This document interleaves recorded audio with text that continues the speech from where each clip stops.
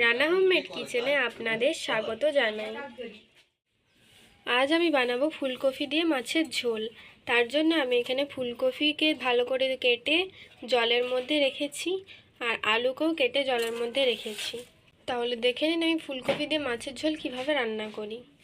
আর এপাশে আমি রুই মাছকে নিয়েছি, দিয়ে এইভাবে কেটে ধুয়ে নুন মাখিয়ে রেখেছি। আর আমি আগে থেকে কড়া বসিয়ে রেখেছিলাম, পরিমাণ মতো জল দিয়ে দেব। অল্প পরিমাণে নুন, হাফ চামচ হলুদ গুঁড়ো। এবার আমি আলু আর কপিগুলোকে হাফ সেদ্ধ করে নেব।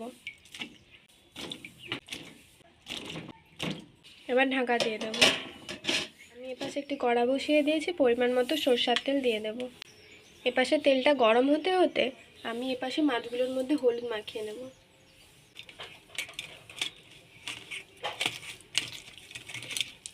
মাখানো হয়ে গেছে, আর এপাশে তেলটাও গরম হয়ে গেছে। এবার মাছগুলো আমি ভেজে নেব।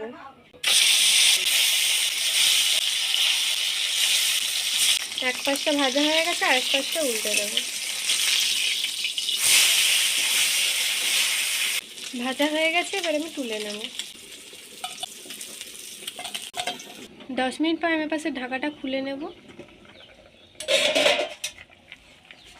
কফিটা আর আলুটা হাফ সেদ্ধ হয়ে গেছে, এবার আমি জল ঝরিয়ে নেব। ওই তেলের মধ্যে আমি এবার কফিগুলো ভেজে নেব।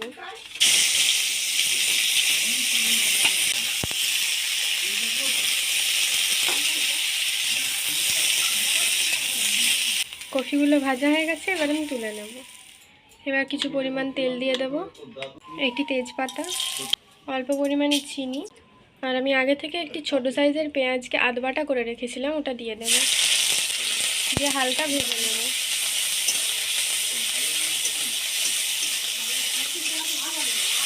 আর আমি আগে থেকে একটি ছোট সাইজের টমেটোও কুচিয়ে রেখেছিলাম, ওটা দিয়ে দেব। 1 চামচ রসুন বাটা আর 1 চামচ আদা বাটা, আর 2টো কাঁচা লঙ্কাকে আমি পেস্ট করে রেখেছিলাম, ওটাও দিয়ে দেব। আপনারা চাইলে এখানে গুঁড়ো লঙ্কাও ব্যবহার করতে পারেন।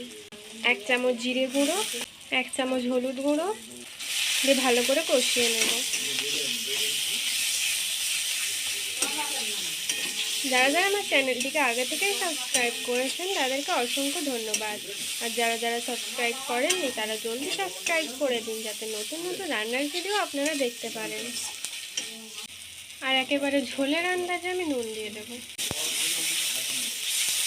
কষানো হয়ে গেছে, এবার আমি জল দিয়ে দেব।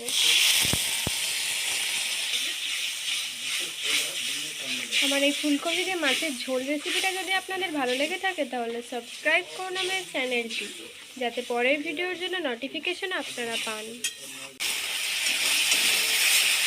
মশলাটা ভালো করে কষানো হয়ে গেছে, এবার ভেজে রাখা কফি আর আলুগুলো দিয়ে দেবো।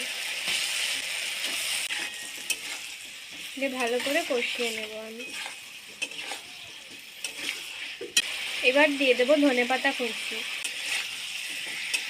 যেহেতু আমি এখানে ধনেপাতা দিয়েছি তাই আমি এখানে আর গরম মশলা ব্যবহার করব না। আপনারা যদি ধনেপাতা না দেন তাহলে সেক্ষেত্রে গরম মশলা ব্যবহার করতে পারেন। কষানো হয়ে গেছে, এবার আমি জল দিয়ে দেবো। আমি এখানে 2 বাটি মতো জল দেব, আপনারা যে যেরকম ঝোল খাবেন সেরকম ব্যবহার করবেন। কফিগুলো হাফ সেদ্ধ হয়ে গেছিলো, কিন্তু পুরো সেদ্ধ করার জন্য আমি ঢাকা দিয়ে দেব।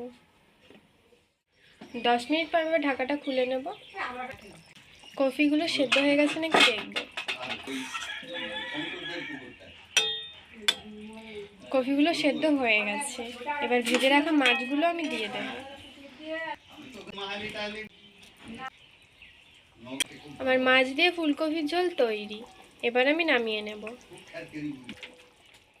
নামানো হয়ে গেছে। এটি দেখতেও যেমন সুন্দর হয়েছে, গরম গরম ভাতের সাথে দারুণ লাগবে খেতে। তো আপনারা বাড়িতে অবশ্যই ট্রাই করবেন আর খেয়ে কমেন্টে জানাবেন কেমন লাগলো। তো ভালো থাকবেন, সুস্থ থাকবেন, টাটা।